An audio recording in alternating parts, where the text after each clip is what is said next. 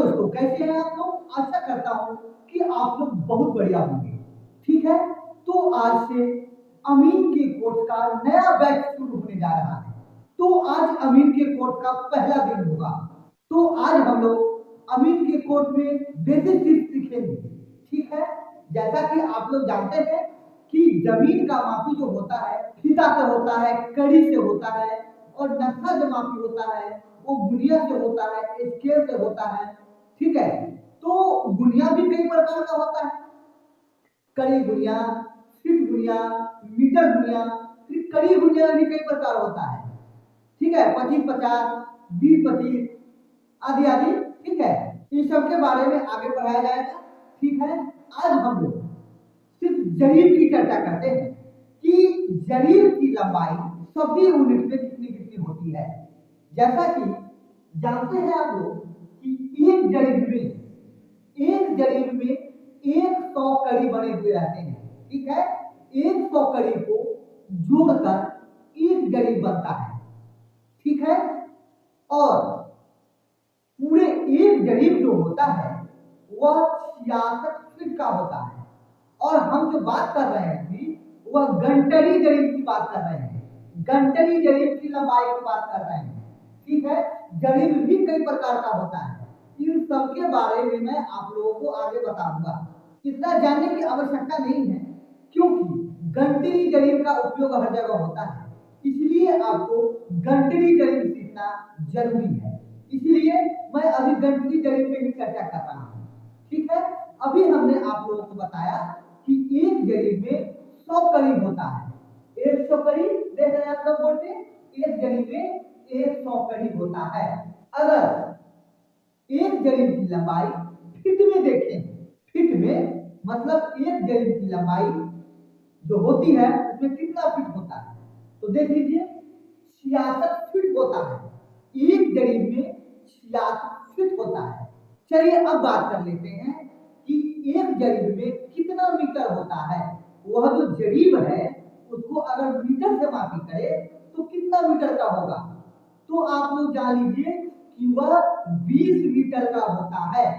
गंटरी जरीब जो मैं आप लोगों को पढ़ा रहा हूं वह 20 मीटर का होता है। चलिए 20 मीटर तो हम लोग जान लिए, लेकिन अगर गज की बात की जाए कि कितना गज का होता है जमीन, देखिए गज जानना इसलिए जरूरी है कि काफी जगहों पर, दिल्ली के क्षेत्रों में हो, पंजाब के क्षेत्रों में हो, वहां पे गज चलता है। आगे के वीडियो में बताऊंगा मैं कि एक गज जो होता है वो कितने फीट का होता है, कितने कड़ी का होता है। इन सब बातों का चर्चा करूंगा मैं अलग अलग वीडियो में। अगर एक ही वीडियो में बहुत सारा चर्चा करने लग जाओ तो हमको भी दिक्कत होगा और आपको भी समझने में दिक्कत होगा। ठीक है, इसीलिए छोटा छोटा वीडियो के माध्यम से आप लोगों को मैं कोर्स प्रोवाइड करवाऊंगा।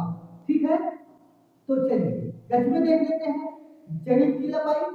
तो जरीब की लंबाई अगर गज में देखा जाए तो वह 22 गज होता है। ये देख लीजिए, ये देख पा रहे हैं आप लोग, जरीब है। ठीक है, ये जरीब देख पा रहे हैं, 100 कड़ी, 66 फीट, 20 मीटर और 22 गज। अगर इंच में देखा जाए तो इस जरीब की लंबाई 792 इंच होता है। 792 इंच पूरे जरीब की लंबाई। ठीक है, अगर बित्ता से मापी किया जाए, बित्ता, तो एक जरीब में 88 बित्ता होता है। ठीक है, चलिए अगर हाथ में देखा जाए कि एक जरीब में कितना हाथ होता है, तो 44 हाथ होता है। ठीक है, कितना होता है देख लीजिए, सब लिखा हुआ है। चलिए इसको सीरियल नंबर से कर देता हूं। ठीक है, सबसे पहले याद रखिए 20 मीटर। ठीक है, उसके बाद 22 गज, उसके बाद 44 हाथ याद कर लीजिए, उसके बाद 66 फीट याद कर लीजिए, उसके बाद 44 हाथ याद कर लीजिए, उसके बाद 100 कड़ी, उसके बाद 792 इंच। ये जो अभी आप लोगों ने समझा कि एक जरीब की लंबाई भिन्न भिन्न इकाइयों में कितना कितना होगा, मीटर में, गज में, हाथ में, फीट में, बित्ता में, ठीक है, कड़ी में और इंच में। ठीक है, तो आज इतना ही रहने देता हूं ताकि आप लोगों को समझने में आसानी हो। छोटा सा टॉपिक रहेगा, आप लोग उसको आसानी से देखकर और आसानी से इसको सीख लीजिएगा। इन चीजों को आपको याद रखना होगा। ठीक है, भिन्न भिन्न इकाइयों में जो जरीब की लंबाई है इसे आप याद कर लीजिए। ठीक है, मैंने आसान तरीका बता दिया आप लोगों को। 20 मीटर 22 गज, और 22 को 2 से गुना करेंगे तो 44 होता है। ठीक है, तो 44 हाथ और 44 को 1.5 से गुना करेंगे तो 66 होता है, तो 66 फीट। ठीक है, और 44 को 2 से गुना करेंगे तो 88 बित्ता। ठीक है, और फिर 100 कड़ी और 792 इंच। आप अगर इतना याद कर लिए तो आगे समझने में आपको आसानी होगी और फटाफट आप हर चीज सीखते हुए चल जाइएगा। ठीक है, कहीं से आपको कोई दिक्कत नहीं होगा, कहीं से कोई आपको परेशानी नहीं आएगा। ठीक है, क्योंकि यह आधार है, ये जो देख पा रहे हैं आप, यह आधार है, इस पे टिका हुआ है पूरा अमानत। अगर आप इसको सीख लिए, इसको याद कर लीजिए, इसको याद कर लीजिए तो सारी कठिनाइयां दूर हो जाएगी। ठीक है, कि एक जरीब की लंबाई भिन्न भिन्न इकाइयों में कितनी होती है। उसके बाद आगे की वीडियो में मैं बताऊंगा कि ये जो पूरा जरीब है, एक जरीब लंबा, एक जरीब चौड़ा जब मापी कर दे तो कितना होगा। ठीक है, और आपको यह भी बताया जाएगा उसमें कि 1 डिसमिल कितना होता है, 10 डिसमिल कितना होता है, 1 डिसमिल में कितना वर्ग करीब होता है, 1 डिसमिल में कितना वर्ग होता है, और आपको इन चीजों को याद करने की आवश्यकता नहीं होगी।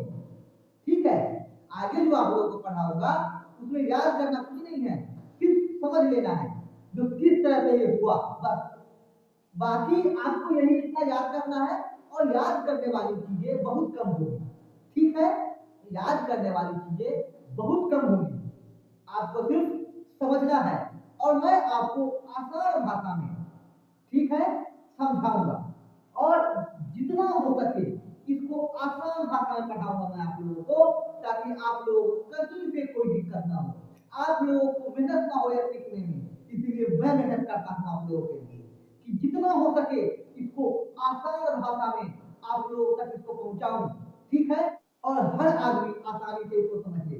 ठीक है, अगर वीडियो आप लोगों को पसंद आया तो वीडियो को लाइक कर दीजिए, और चैनल पे अगर नए हैं तो चैनल को सब्सक्राइब कर लीजिए और बेल आइकन दबाइए, ताकि मेरा आने वाला हर वीडियो का नोटिफिकेशन आपको मिले। ठीक है, और अपने मित्रों को जितना हो सके शेयर कीजिए, ताकि और लोगों को भी इसका लाभ मिल सके। ठीक है, तो फिर मिलते हैं अगले वीडियो में, तब तक के लिए धन्यवाद।